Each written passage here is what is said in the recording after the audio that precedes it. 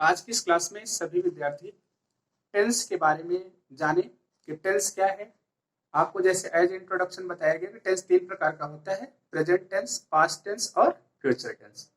और प्रत्येक टेंस को चार भागों में डिवाइड किया गया, indefinite tense, continuous tense, perfect tense and perfect continuous tense. Clear?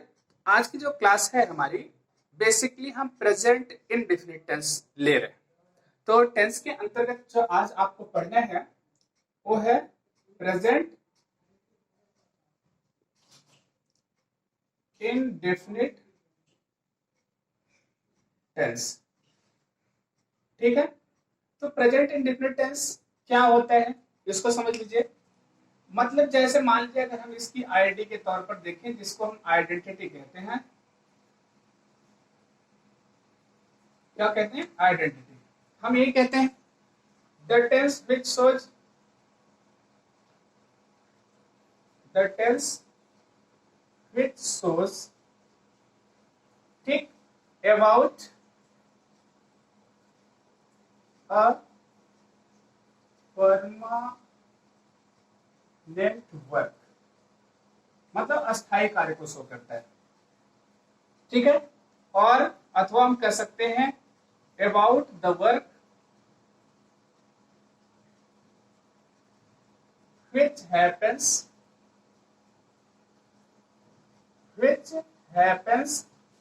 in a regular interval।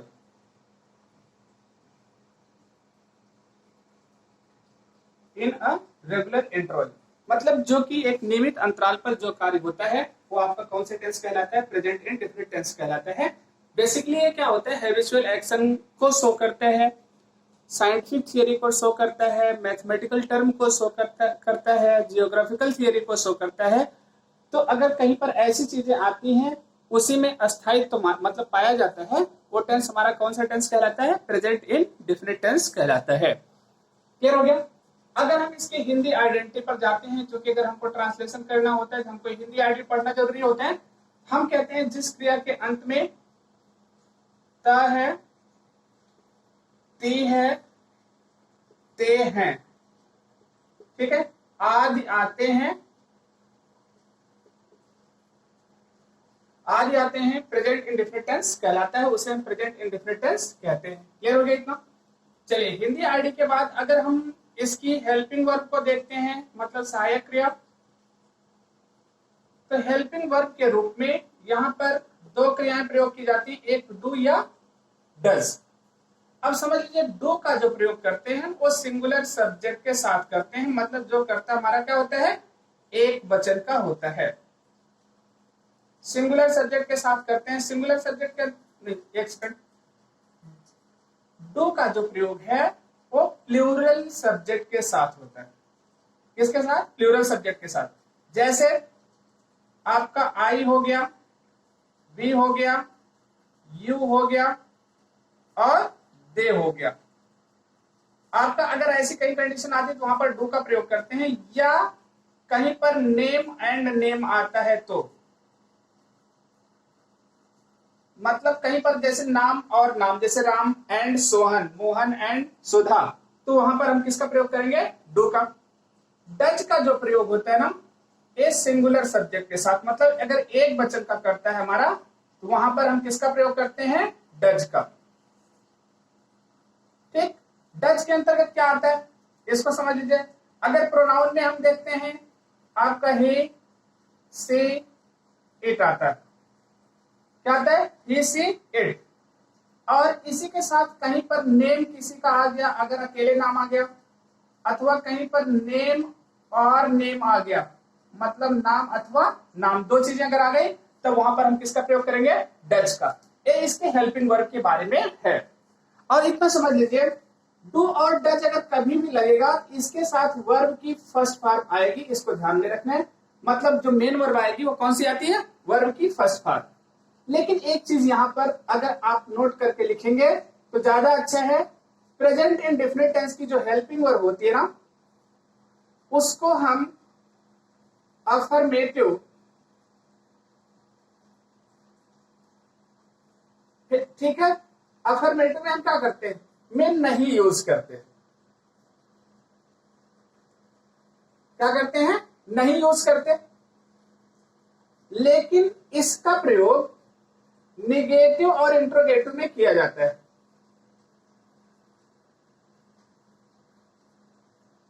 Negative and interrogative में किया जाता है।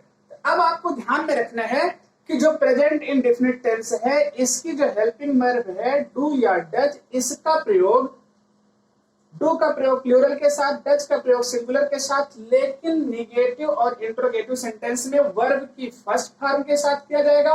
अफर्मेटिव सेंटेंस में हम हेल्पिंग वर्ब का प्रयोग नहीं करते। इतना समझ में आ गया?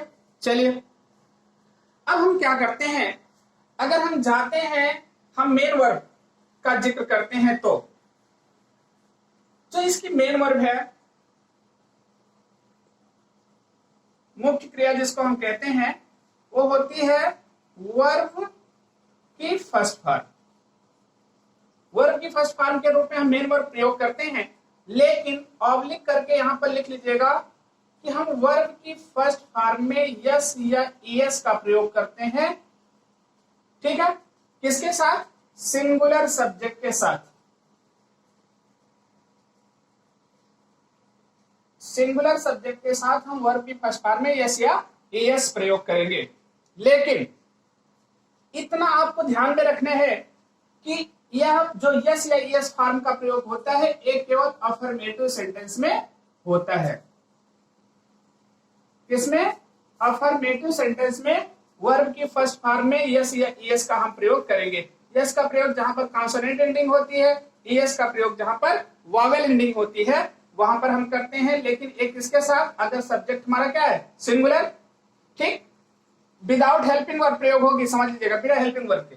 और वर्ब की फर्स्ट फॉर्म हम प्लूरल के साथ बिना हेल्पिंग वर्ब के अफर्मेटिव सेंटेंस में करते हैं। अगर हमको स्ट्रक्चर इसका बनाना होता है तो हम कुछ इस रूप में बनाते हैं, ध्यान रखिएगा।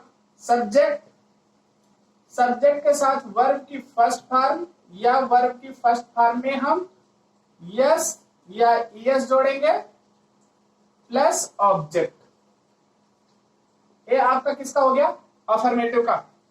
अगर ये हमको निगेटिव बनाना होता है तो हम ऐसे लिखते हैं, सब्जेक्ट के साथ हम डू या डज लगाते हैं, इसके बाद नॉट का प्रयोग करते हैं, वर्ब की फर्स्ट फॉर्म लगा करके क्या लिखते हैं? ऑब्जेक्ट। ये आपका क्या हो गया? निगेटिव का। अब आपको ये अफर्मेटिव हो गया, ठीक, और ये क्या हो गया? निगेटिव। क्लियर हो गया? अगर इंट्रोगेटिव हमको बनाना होता है तो हम डू डज को बाहर कर लेते हैं, आपका कुछ इस रूप में हो जाएगा, डू या डज लिख दिया गया, इसके बाद सब्जेक्ट, सब्जेक्ट के बाद वर्ब की फर्स्ट फॉर्म, ऑब्जेक्ट, लास्ट में क्या? Interrogation mark. ये आपका किसका हो गया? इंट्रोगेटिव का। ठीक, बाकी हम लोग किसके माध्यम से सीखेंगे? जब एग्जाम्पल बताया जाएगा तो वहां पर आपको बताया जाएगा। ये तीनों स्ट्रक्चर आप क्या करिए? नोट कर लीजिए। अब आपको ध्यान क्या रखना है? टेंस बताएगा। टेंस 3 प्रकार के होते हैं, प्रेजेंट, पास्ट और फ्यूचर। प्रत्येक टेंस को 4 भागों में बताया गया, indefinite, continuous, perfect and perfect continuous. तो हमने जो एग्जांपल लिया वो प्रेजेंट इंडेफिनिट का लिया।